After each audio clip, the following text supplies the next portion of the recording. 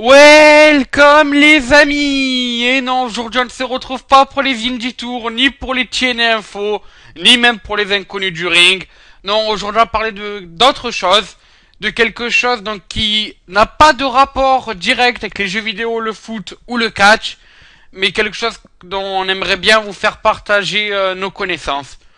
En fait, donc comme vous le savez peut-être si vous suivez un peu la saison de tennis, la saison de terre battue a commencé donc il y a quelques mois avec le tournoi de il y a quelques semaines, excusez-moi, avec le tournoi de Monte Carlo. Et donc, qui dit terre battue, dit internationaux de France, connu aussi sous le nom de Roland Garros. Et donc, nous, fans de, nous, membres de Wrestling Football, on a voulu faire partager à vous, fans de Wrestling Football, nos connaissances en tennis et surtout notre passion pour le tennis, parce qu'en plus d'être passionné de catch, de jeux vidéo et de sport, nous sommes aussi passionnés de tennis. Et même certains d'entre nous pratiquent le tennis. Et donc, ce qui veut dire que pendant les 3 semaines, si on compte les qualifications de Roland Garros, nous avons décidé de vous faire donc des différentes vidéos afin donc de vous faire partager cet événement qui est une fois par an et qui est Roland Garros. Bien, donc on va donc directement passer à quelles sont ces émissions et donc qui y participera. Donc déjà les participants sont simples, ça sera Stunny Jean, Unstable, Champ, Julien et donc moi-même, Fafa. Donc je m'occuperai d'animer ces émissions et on en a concocté plusieurs pour vous. La première commencera le 23 mai. Ça sera les pronostics de Roland Garros édition 2015. Donc, dans ces pronostics, nous évoquerons bien sûr les chances des top 10 meilleurs, des 10 meilleurs joueurs mondiaux, joueurs et joueuses mondiaux. Donc forcément, nous parlerons de Djokovic, de Nadal, de Federer, et de Federer aussi, et de bien d'autres. Donc voilà. Et au niveau des filles, nous parlerons bien sûr de Simona Halep, de Williams, de Sharapova, et de bien d'autres aussi. Donc voilà. Nous évoquerons aussi les chances des Français et Françaises. Et nous évoquerons un peu le momentum des joueurs qui sont peut-être pas forcément dans le top 10 mondial, mais qui peuvent avoir une chance en tant qu'outsider dans cette compétition. J'entends par là des Espagnols ou des Argentins, notamment, parce que c'est souvent les meilleurs sur terre battue. Donc quand je dis momentum, ça va voir si, lors des derniers tournois, que ce soit Bucarest, Monte Carlo, Madrid, ils ont fait de bons trucs ou de mauvais trucs. Donc en gros s'ils sont en forme ou méforme. Et donc voilà, c'est un peu voilà des pronostics, voilà. Donc ensuite, il y aura trois émissions de débat, de bilan, donc débat bilan. La première se fera le 20 mai à 14h. Ça sera un live, comme toutes les autres émissions. Donc, nous ferons le bilan de la première semaine de Roland Garros, des 2 premières semaines, vu qu'on compte pas les qualifications, parce que nous, donc en fait, pour vous expliquer, on va faire la vidéo de pronostic le 23 mai à 14h. Les qualifications auront déjà eu lieu. Mais généralement, les qualifications ne fait pas entrer les joueurs top 10 mondiaux. Donc, ce qu'on va faire, c'est qu'on va attendre le 23 pour faire nos pronostics, pour voir un peu le tirage qu'on est top 10 mondiaux. C'est pour ça donc qu'il n'y a pas d'émission de la semaine du 17 au 23. Donc ensuite le 30, lorsqu'on fera un premier bilan de la semaine, nous ferons un bilan donc qui regroupera les qualifications, s'il y a eu des surprises, et l'entrée en jeu des top 10 mondiaux, alors sur les premiers tours, est-ce qu'ils ont gagné, perdu, bon match, mauvais match, est-ce que voilà quoi, et puis si est-ce qu'il reste des outsiders, est-ce qu'il reste des Français. Voilà, des petites questions comme ça qu'on peut se poser. Bien sûr, ça se fera pour le tableau homme et le tableau dame. C'est logique. Après, c'est vrai que vu que je parle en généralité, j'ai souvent dire les Français, mais il y aura les Françaises derrière. Quand je dis les top 10 mondiaux, il y aura que ça soit homme ou femme. Donc voilà, on va faire les deux. Il va pas avoir de discrimination en aucun cas. Hein, parce que je pense que ce soit Sharapova ou Djokovic ou Williams ou Federer, je pense que c'est du très bon niveau, donc on va parler des deux tableaux. Ensuite, troisième émission, ça sera un bilan de la deuxième semaine. Dans ces bilans de la deuxième semaine, nous ajouterons des pronostics. Donc, tout dépendra de, bien sûr, si le tournoi s'est bien passé. Tout normalement, ça devrait être les pronostics de la finale.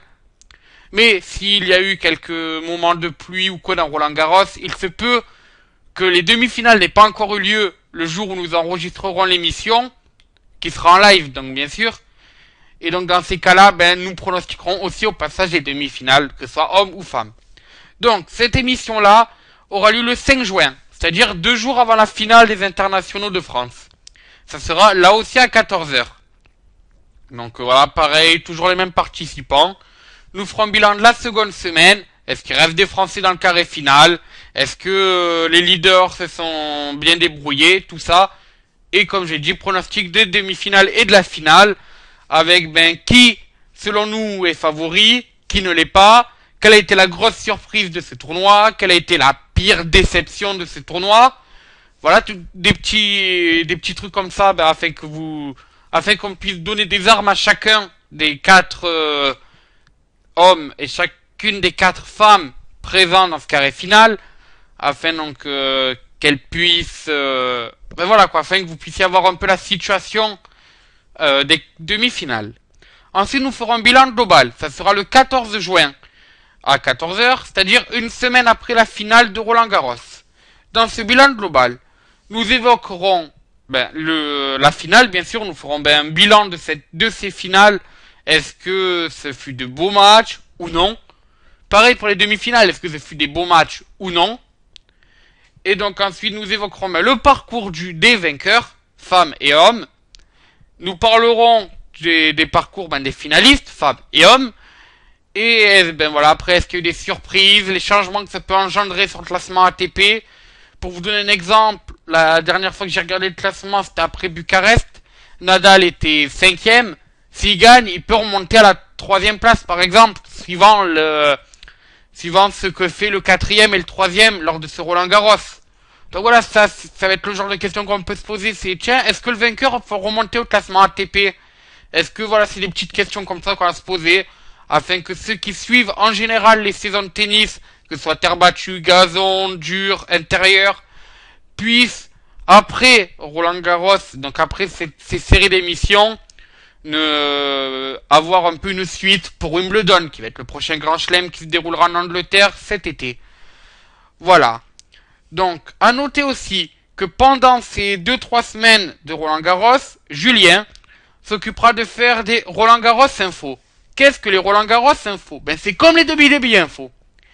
Il va nous faire chaque soir les résultats de la journée de Roland-Garros.